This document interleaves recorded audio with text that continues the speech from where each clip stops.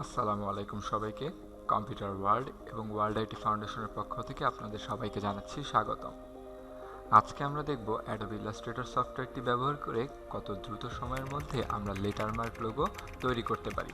So লেটারমার্ক logo তৈরি করার জন্য আমরা সেই বিল্ডার এবং অন্যান্য টুলসের ব্যবহার করে থাকব। সো প্রথমেই চলে যাচ্ছি আমরা ইলাস্ট্রেটর সফটওয়্যারটি ওপেন করতে। তো ইলাস্ট্রেটর সফটওয়্যারটি ওপেন করলে আমাদের ফাইলের সাইডে 3টি লেটারমার্ক লোগো দেখা যাচ্ছে।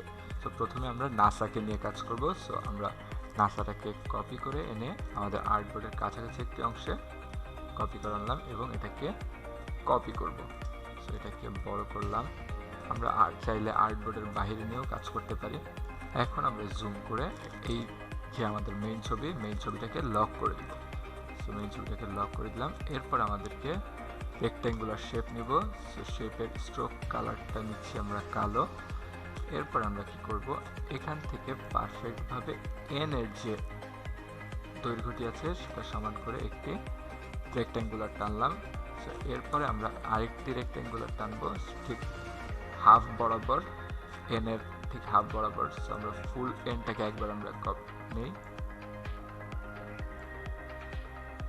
একবার নিলাম। সো এখন আমরা কন্ট্রোল সি এবং কন্ট্রোল এফ এর ইউজ করব। সো কন্ট্রোল সি দিয়ে কপি, কন্ট্রোল এফ দিয়ে পেস্ট ফরওয়ার্ড। সো আমাদেরকে এবার আমরা একটা শেপকে ঠিক হাফ বরাবর কপি করে নিলাম। এখন আমাদের যে পুরনো শেপটাকে আমরা ঠিক হোয়াইট বরাবর বসিয়ে নিলাম। সো আমাদের দুইটি শেপ হয়ে গেল। এখন আমাদের যে চিকন শেপটি, সেই শেপটিকে কপি করে আমরা সাইডে এনে রাখলাম। এরপর আমরা গতদিন যে দেখেছিলাম পাথ ফাইন্ডারের ব্যবহার, সো আমরা সেই পাথ ফাইন্ডার টুলসে চলে যাব।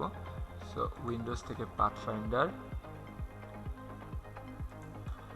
ফাইন্ডারটা অন করে আমরা ট্রান্সফর্ম অপশনের ভিতরে যে এখান থেকে শেয়ার নামের টুলসটিতে একটু স্ক্রল ডাউন করব। সো আমাদের অটোমেটিকলি আমাদের শেপটি ব্যাকা হয়ে গেল। সো ব্যাকা হয়ে যাওয়ার পরে পারফেক্টলি বসিয়ে দেখব যে ঠিকঠাক মতো হয়েছে কিনা। সো ঠিকঠাক মতো বসালাম। এরপর আমাদেরকে কি করতে হবে, নিচের যে কার্ভ অংশ আছে তার জন্য আরেকটি শেপ নিতে হবে। সো এখান থেকে আমরা আরেকটি শেপ নিলাম। সো আরেকটি শেপ নেওয়ার পরে রেখে দিলাম। এরপর আমাদেরকে কি করতে হবে, এই মেইন টুলসটিকে সিলেকশন করলাম, এই চতুর্ভুজটিকে। তারপর চতুর্ভুজের এই কর্নার এবং এই কর্নারকে শিফট দিয়ে প্রেস করে আমরা কার্ভ করে দিলাম। সো কার্ভ করে দিচ্ছি।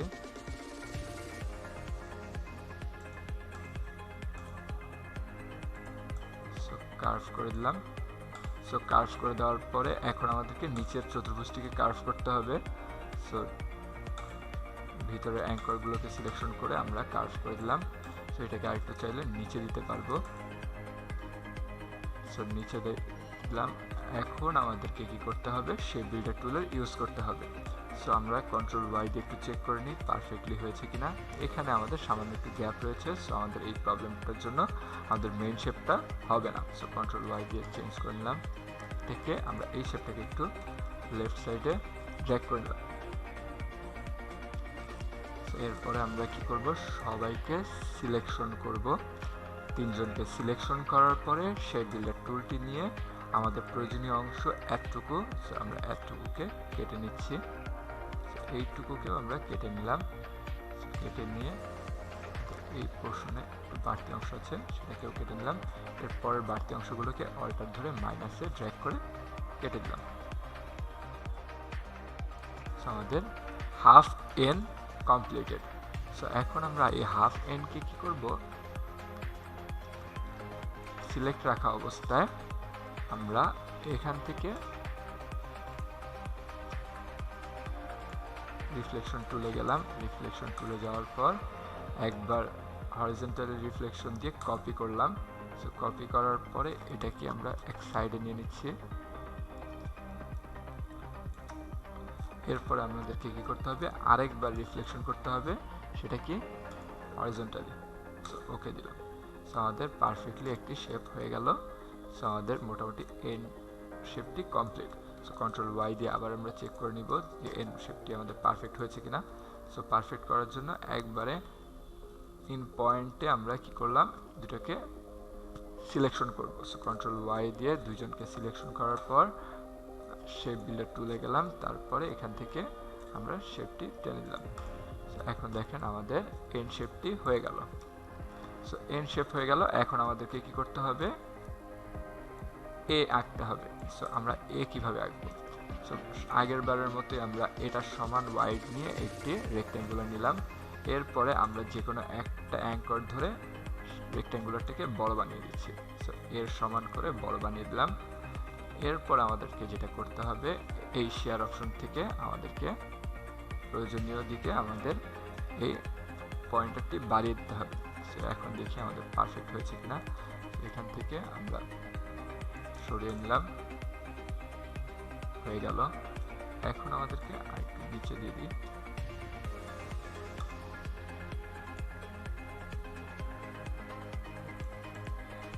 এরপর আমাদেরকে করতে হবে আরেকটি কপি করে নিব এই টুলসটাকে, এই শেপটাকে কপি করার পর রিফ্লেকশন টুল ইউজ করব। এখন আমাদেরকে ভার্টিক্যালি এটাকে রোটেট করতে হবে। সো রিফ্লেকশন করে দিলাম। সো আমাদের পারফেক্টলি মোটামুটি এর অর্ধেক শেপ হয়ে গেছে। এখন আমাদেরকে বাকি অর্ধেক শেপটি করতে হবে। সেখান থেকে একটা রেক্ট্যাঙ্গুলার টানলাম ফার্স্ট অফ অল। এরপর আমাদেরকে কী করতে হবে, এই দুটি পয়েন্টার ধরে আমাদেরকে কর্নারগুলোকে রাউন্ডেড করে দিতে হবে। এখন প্রয়োজন মতো আমরা এই শেপটিকে ছোট বড় করে নেব।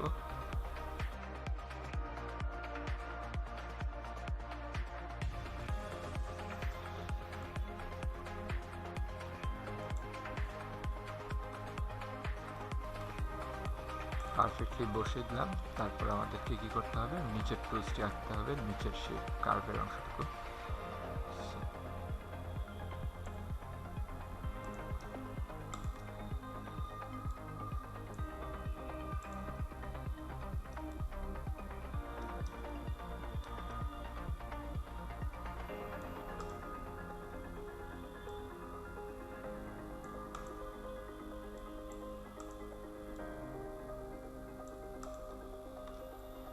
এই দুজনকে এবার সিলেকশন করব। সিলেকশন করে শেপ বিল্ডার টুলে যে আমাদের প্রয়োজনীয় অংশটুকুকে কেটে নিব।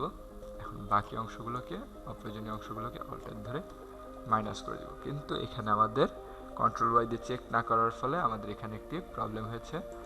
আমরা একটু দেখে নিই। এখানে সামান্য আমাদের একটি গ্যাপ রয়ে গেছে। এই গ্যাপটি আমাদের প্রবলেম করছে। আমরা গ্যাপটিকে ফিল আপ করে দিলাম, মোটামুটি হয়েছে।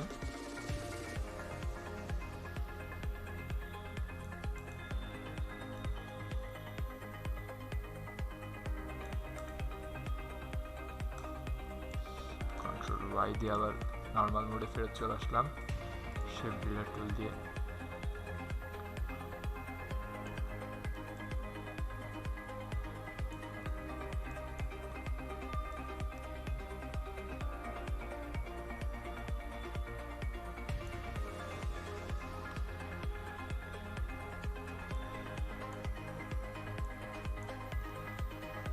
আমাদের একটি এক আঁকা হয়ে গেলে মোটামুটি আমাদের দুইটি এ কমপ্লিট হয়ে যাবে। সো আমরা দুইটি একে কমপ্লিট করে ফেললাম। সো এখানে একটু আমাদের প্রবলেম রয়ে গেছে মনে হচ্ছে। সো এখান থেকে আমরা কি করব, এখান থেকে আমাদের স্মুথ টুল যে অপশনটা আছে, সেই স্মুথ টুল দিয়ে ড্র্যাগ করে আমরা এই কর্নারটাকে স্মুথ করে দিব। সো এই কর্নারটা স্মুথ হয়ে গেল।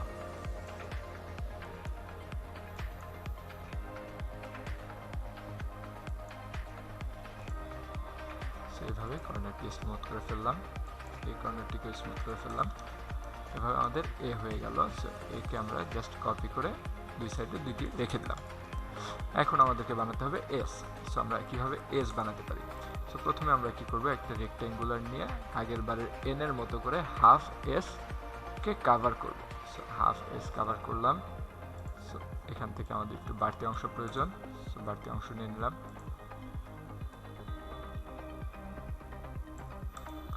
এরপরে আমাদের কি করতে হবে, আরেকটি রেক্ট্যাঙ্গুলার টানতে হবে এই উপরের অংশকে কভার করে। সেখান থেকে একটু বাড়তি অংশ নিয়ে নিচ্ছি। এরপর আমাদেরকে কি করতে হবে, এখান থেকে সিলেকশন 1 পয়েন্ট 2 পয়েন্ট সিলেকশন করে ড্র্যাগ করলাম, রাউন্ডেড হয়ে গেল। তেমনি উপরের রেক্ট্যাঙ্গুলারেরও দুটি অ্যাঙ্করকে ধরে আমাদের কি করলাম, রাউন্ডেড করে দিলাম। সেইভাবে করে রাউন্ডেড হয়ে গেল। সো এরভাবে আমরা কি করতে পারলাম, একটি রাউন্ডেড শেপ বানিয়ে ফেলতে পারলাম। এখন আমাদেরকে কি করতে হবে, শেপ বিল্ডার টুল দিয়ে আমাদের বাড়তি অংশগুলোকে ফেলে দিই। সো মোটামুটি আমাদের কাজ হয়ে গিয়েছে। এখন ডিরেক্ট সিলেকশন টুল দিয়ে এই দুজন পয়েন্টারকে আমরা অ্যারো দিয়ে একটু লেফট সাইডে চাপিয়ে নিলাম। এরপর আমরা কি করব, এই পয়েন্টারকে রাউন্ডেড করে দিব। এখান থেকে আমি পয়েন্টারটিকে রাউন্ডেড করে দিলাম। এখন এই অ্যাঙ্করটাকে একটু বামের দিকে চাপিয়ে দিচ্ছি।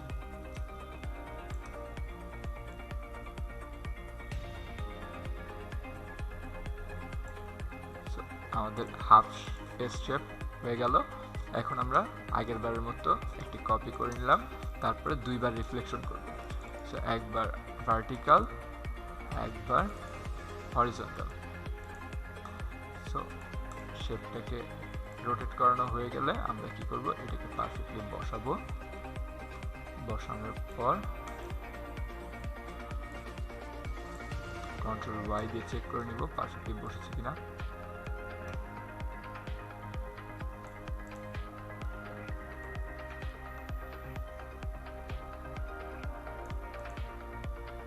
পারফেক্টলি বসেছে। কন্ট্রোল ওয়াই দিয়ে আবার নর্মাল মোডে ফেরত আসলাম। তারপরে দুজনকে সিলেকশন করা অবস্থায় চলে যাব শেপ বিল্ডার টুলে। তারপরে আমরা ফুল শেপটাকে একটি শেপে কনভার্ট করব। হয়ে গেল আমাদের এস শেপটি। এখন আমরা পারফেক্টলি সবাইকে অ্যালাইনমেন্ট করব। সো চারজনকে সিলেকশন করে আমরা এখানে ডাউন অ্যালাইনমেন্টটা দিলাম। সো এখানে আর্টবোর্ডের সাথে সিলেকশন আছে, আমরা নর্মাল সিলেকশন দিয়ে ডাউন অ্যালাইনমেন্ট দিলাম। সো আমাদের পারফেক্টলি আমাদের শেপটা হয়ে গেল।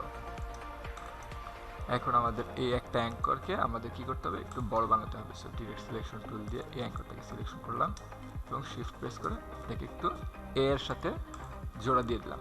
এখন আমাদের কি করতে হবে, এ আর এস কে দুজনকে সিলেক্ট রাখা অবস্থায় পাথফাইন্ডার টুলে যে কম্বাইন করে দিতে হবে বা ইউনিট করে দিতে হবে। সো ইউনিট করে দিলাম। এরপরে আমাদের এই শেপ সবগুলোকে সিলেকশন করা অবস্থায় আই ড্রপার দিয়ে আমরা নাসার কালারে কালার করে দিলাম। সো দেখুন আমাদের কত দ্রুত সময়ে আমাদের নাসার লোগোটি বানানো কমপ্লিট হয়ে গেল।